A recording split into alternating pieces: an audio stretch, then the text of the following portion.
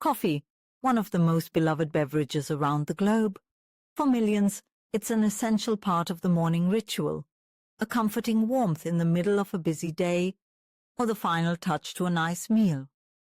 But this dark brew has been at the center of health debates for decades. Is coffee good or bad for you? Like many things in life, the answer lies in moderation, individual differences, and a deeper understanding of coffee's complex nature. To begin, coffee is more than just a source of caffeine. It's a rich concoction containing hundreds of bioactive compounds. Among them, the most familiar is caffeine, a natural stimulant that affects the central nervous system. But coffee also provides antioxidants, vitamins, and minerals such as magnesium, potassium, and B vitamins. The combined effects of these compounds contribute to coffee's impact on health. Let's explore the benefits first, because coffee's potential advantages are impressive. Studies have consistently shown that regular moderate coffee consumption is linked to a lower risk of several chronic diseases. For example, people who drink coffee appear to have a reduced risk of developing type 2 diabetes.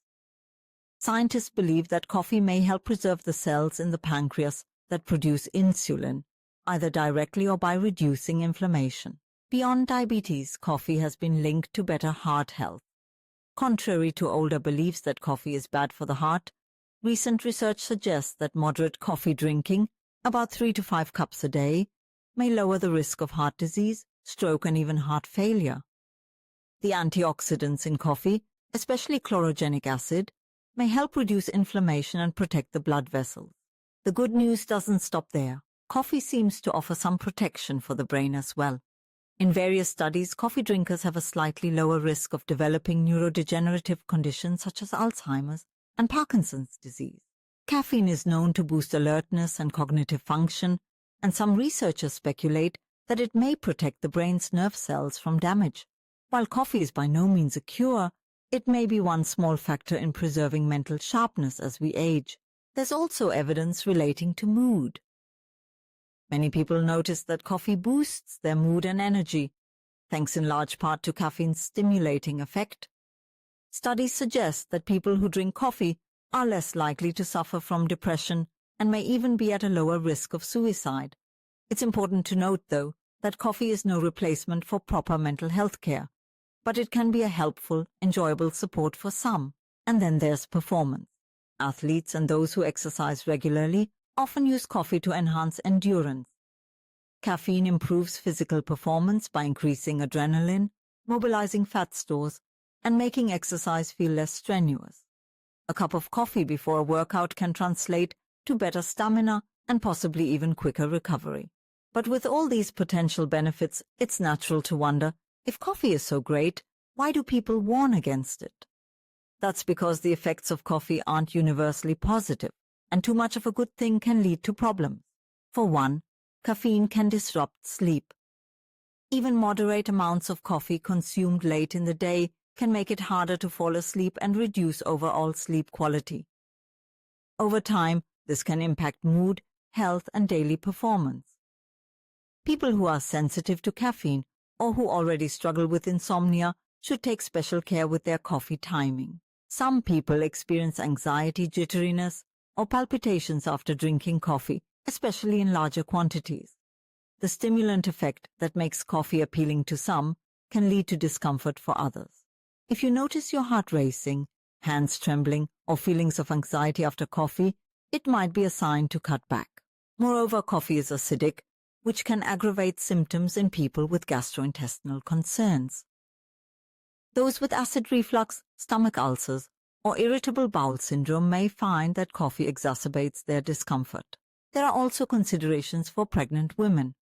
High caffeine intake during pregnancy has been associated with higher risks of miscarriage, low birth weight, and other complications. Most health authorities recommend limiting overall caffeine intake during pregnancy, making it important to keep coffee consumption in check. Another factor to weigh is how coffee is prepared and consumed. A basic black coffee is virtually calorie-free and may even provide some health-promoting antioxidants. However, when you add sugar, cream, syrups, or whipped toppings, coffee can quickly turn into a high-calorie, sugar-laden treat. Specialty coffee drinks often contain as much sugar as a can of soda, which can contribute to weight gain and negate many of the health benefits. Don't forget about individual differences either. Some people metabolize caffeine quickly and can drink coffee late in the day without any trouble. Others process caffeine slowly and may feel wired or anxious from just a single cup. Your genetic makeup, existing health conditions, and medications can all affect how you respond to coffee.